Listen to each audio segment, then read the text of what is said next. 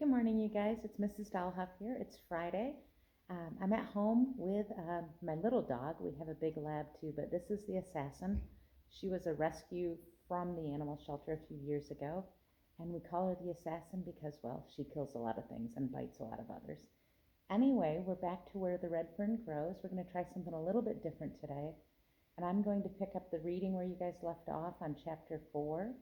And I'll start reading that chapter aloud with you. I won't obviously get through all of it because it takes forever to upload videos. But I am thinking of you. Maybe our little dog will sit here for the whole reading. I wish you could pet her. I'll pet her for you. She's super nice when you're nice to her. Actually, she's not. She can be mean. But anyway, I'm going to read from a computer screen, so sorry, but I gave all the books that I had to work, so I have to read actually the story. So pick up your book, your copy of Where the Red Fern Grows. Open up chapter 4, whatever that page is.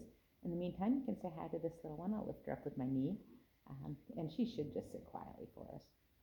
All right, here we go, picking up chapter 4 of Where the Red Fern Grows. Day after day, I flew to the store. Grandpa would shake his head. Then on a Monday, as I entered the store, I sensed a change in him. He was in high spirits, talking and laughing with half a dozen farmers. Every day I caught his eye. He would smile and wink at me.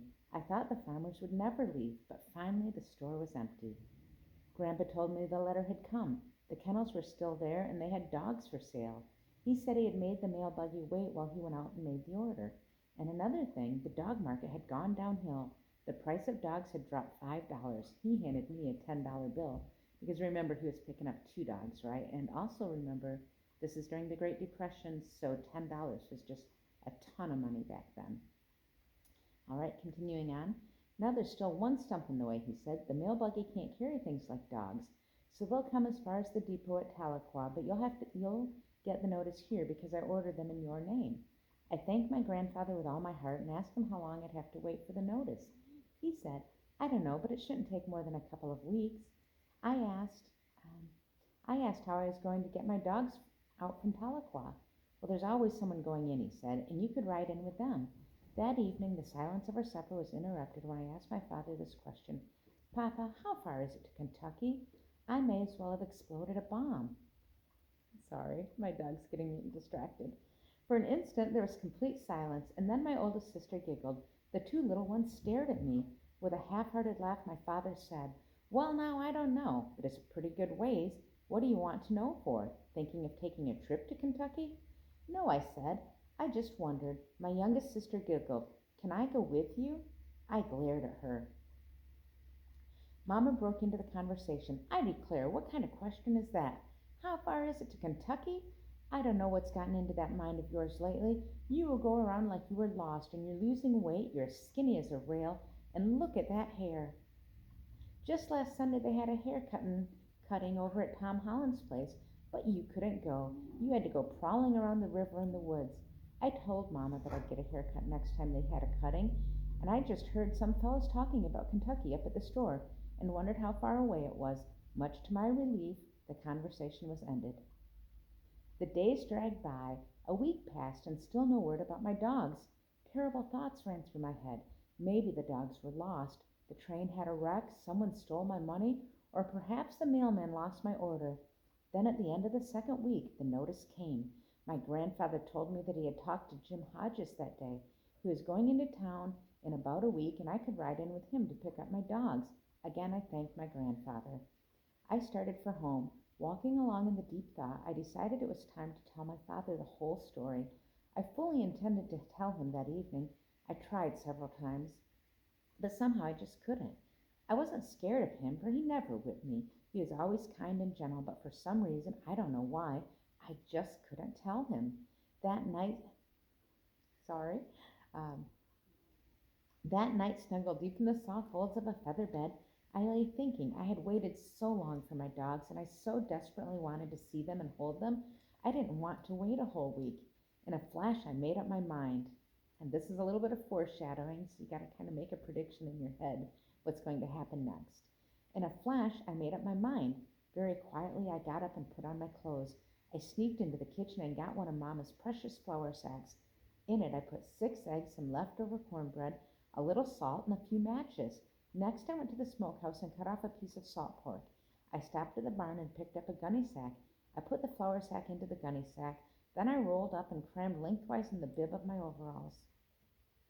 I was on my way. I was going after my dogs. Tahlequah was a small country town with a population of about 800. By the road, it was 32 miles, but as the crow flies, it was only 20 miles. I went as the crow flies, straight through the hills. So remember, as the crow flies, that's just a phrase for not taking the main road, cutting through trails and all that stuff, or cutting through the woods. Um, I kind of lost my place. Here, talk to my dogs for a second or this one at least, while I find my place. Well, still talk to my dog for a second. Although I had never been to town in my life, I bet you guys were laughing at me there. Although I had never been to town in my life, I knew what direction to take. Tahlequah and Dye Railroad lay on the other side of the river from our place. I had the Frisco Railroad on my right and the Illinois River on my left. Not far from where the railroad crossed, the river lay the town of Tahlequah. I knew if I bore to the right, I would find the railroad, and if I bore to the left, I had the river to guide me. Sometime, some night, I crossed the river in a rifle somewhere in the Dripping Springs country. Coming out of town bottoms, I scattered up a long hodgeback ridge and broke out on the flats. In the mile-leading trot I moved along. I had the wind of a deer, the muscles of a country boy, a heart full of dog love, and strong determination. I wasn't scared of the darkness or the mountains, for I was raised in those mountains. On and on, mile after mile, I moved along. I saw faint gray streaks appear in the east. I knew daylight was close. My bare feet were getting sore from the flint rocks and sawbriars. I stopped beside the mountain stream, soaked my feet in the cool water, rested for a spell, and then I started on again. After leaving the mountain stream, my pace was much slower. The muscles of my legs were getting stiff. Feeling the pangs of hunger gnawing at my stomach, I decided I would stop and eat at the next stream I found. Then I remembered I had forgotten to include a can in which to boil my eggs. I stopped and built a small fire. Cutting off a nice thick slab of salt pork, I roasted it, and with a piece of cold cornbread made a sandwich. Putting out my fire, I was on the way again. I ate as I trotted along, and I felt much better. All right, I'm going to stop reading there for a second because we're running out of time. But anyway, I hope you guys, finish your reading, work on those questions, and we're going to try to keep the books and the packets in the classroom, but just do your best to do your best. I would appreciate it very much, and I think that I am Zooming with you guys on Tuesday. We're setting up a schedule for that. In the meantime, say goodbye to the assassin until we read again. Hey, look up here, old lady. She's super ugly, I know that, and I don't actually like small dogs, but I love this one. Just because she's tough. Next week, I'll introduce you to our big lab, Eddie. You guys have a great weekend, and we'll talk to you soon. Bye-bye.